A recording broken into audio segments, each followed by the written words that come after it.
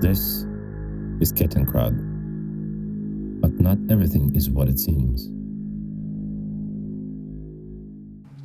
The model has been primed with black Vallejo primer and is now ready for painting and weathering.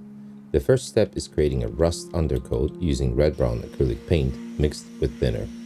I try to keep the coverage uneven and patchy, because rust rarely forms in a perfectly uniform way on real vehicles. This layer will later become visible through the chipped paint and help create more believable worn finish.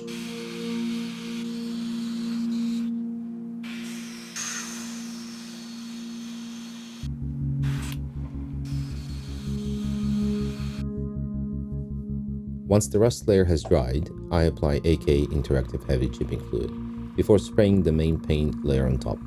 This creates a weak layer between the paint coats, allowing the upper paint to be removed later with water and brushes. It's one of my favorite techniques because it produces damage that feels much more natural and random than painting chips by hand. After the chipping layer dries, I spray a light mix of red-brown and desert yellow. The red-brown slightly tones down the yellow and acts as a transitional layer underneath the brighter highlights that will be added later. Building colors gradually like this helps avoid a flat, single-tone finish and gives the vehicle a more sun-faded appearance.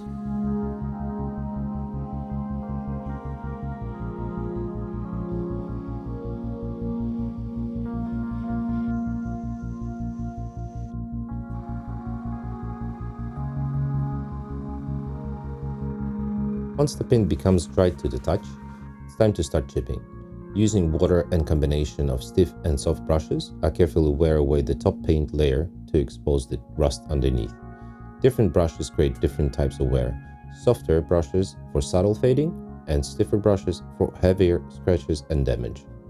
This is usually the stage where the model really starts to come alive.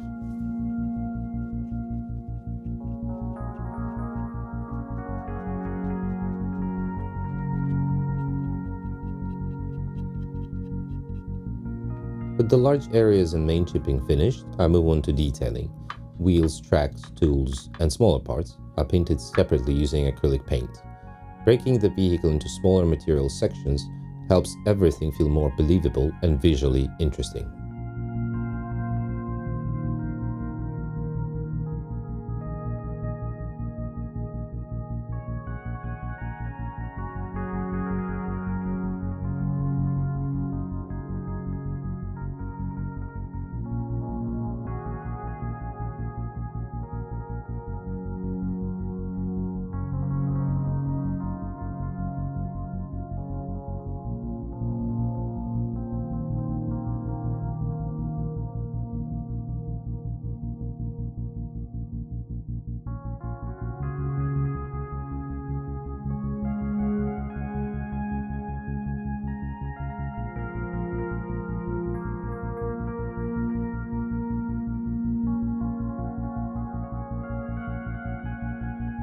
I wanted the vehicle to look heavily worn, while still feeling operational and maintained. To age the rubber, I dry brushed a subtle mix of black and white acrylic paint over the wheels. The only decals included with this model were the front gauges. I cut them out, soaked them in warm water, and carefully applied them into place. Even very small decals can add a surprising amount of realism once everything is weathered together. Next, I apply an AK Interactive Brown Wash to create additional depth and shadows. The wash settles into recesses and around details, helping define shapes and separate different surfaces. It works almost like artificial ambient occlusion, making the model feel heavier and more dimensional.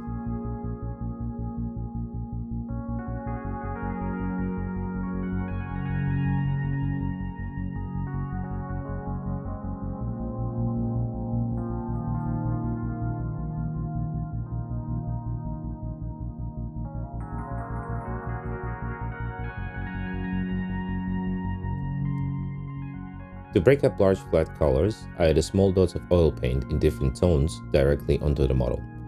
These are then blended together using white spirit, creating subtle color variation and soft transitions across the surface. Real vehicles collect dust, moisture, sun fading, and stains unevenly, so this step helps avoid a clean or repetitive appearance. After the oil paint stage is complete, I begin adding brush deposits using several AK Interactive Rushed Oil Paints to further enhance the aged appearance of the vehicle. When working with effects like this, I rely heavily on references of real rusted machinery and weathered metal surfaces. Rather than applying rust randomly, I try to place it in areas where moisture and wear would naturally accumulate, around edges, bolts, joints, and damaged sections of the vehicle. This helps keep the weathering grounded and makes the final result feel much more believable.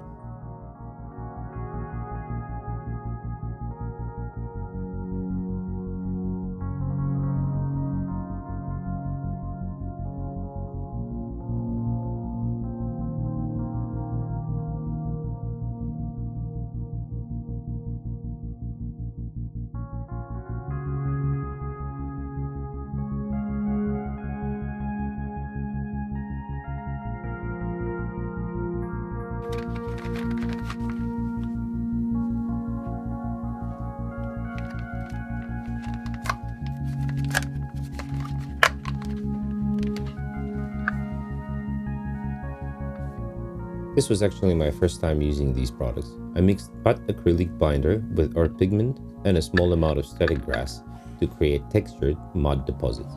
The mixture was applied generously across the lower sections of the vehicle, then cleaned back and fixed in place using universal weathering carrier.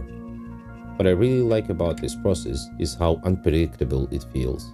The texture builds naturally and creates a much heavier sense of scale and realism.